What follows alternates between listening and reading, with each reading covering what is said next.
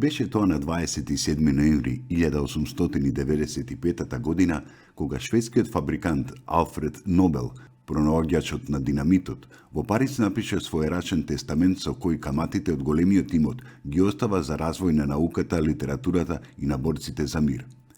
Наградите треба да се делат без оглед на националноста, пишуваше во тестаментот, со кој се основа Нобеловата награда за најголеми достигнувања на човековиот ум.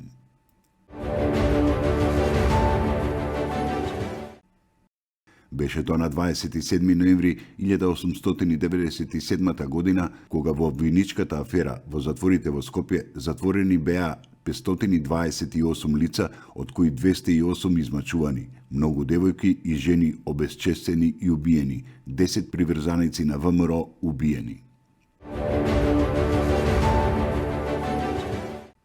Беше тоа на 27 ноември 1901 година, кога е роден Емануел Чучков, македонски политичар. Тој е првиот штипски доктор по географски науки, член на групата интелектуалци кои го сочинуваат акциониот Народно-ослободителен комитет. Во април 1944 година станува член на проширениот состав на иницијативниот одбор за свикување на АСНО. Починал на 1 септември 1967 година во Скопје. Беше тоа на 27 ноември 1912 година, кога е реализиран првиот лет со авион од Скопскиот аеродром. Тоа бил руски авион донесен во делови со воз од Москва и монтиран во Скопје. Со авионот допатувал и пилотот Агафонов. Беше тоа на 27 ноември 1934 година, кога е изработен генерален план за трасирање на каналската мрежа во Скопско поле. На 27 ноември 1941 година завршил судскиот процес против 15 уапсени комунисти што се одржал во Охрид. Од нив само 5 мина се осудени, меѓу кои Лазар Колишевски и Петре Пирозе, кој е осуден на смрт со бесење.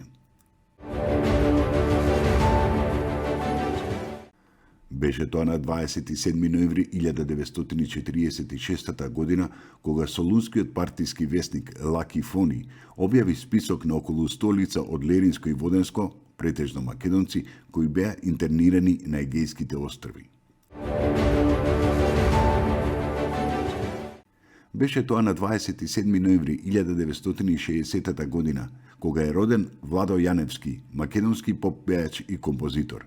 Има издадено 6 студиски албуми со големи хитови, како Ако не те сакам, Евергрин, Дома си е дома, И тогаш некоја будала, Некогаш и негде, Црно тиквешко, Ова е наше Скопје, Незори зоро и други.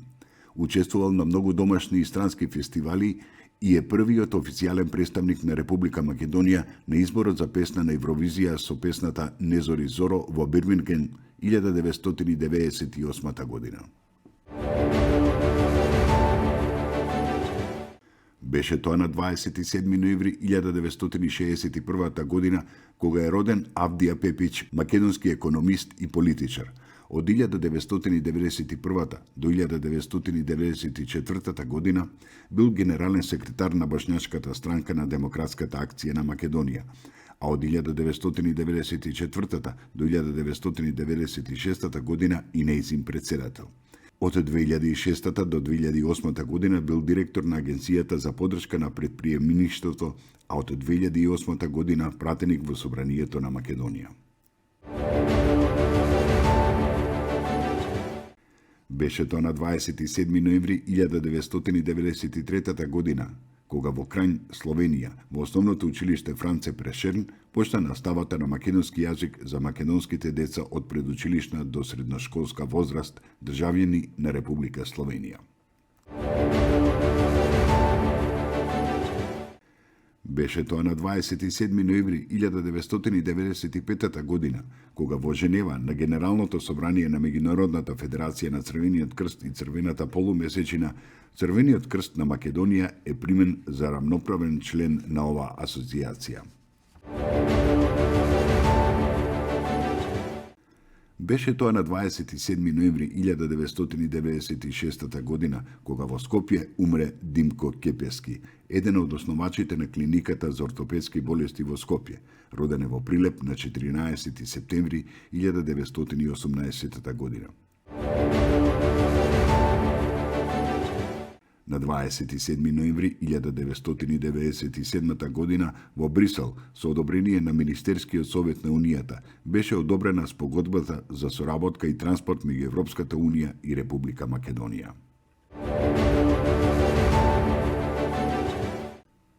На 27 ноември 2018 година во Англија, во местото Кентбери, по кратко боледување почина Горан Стефановски.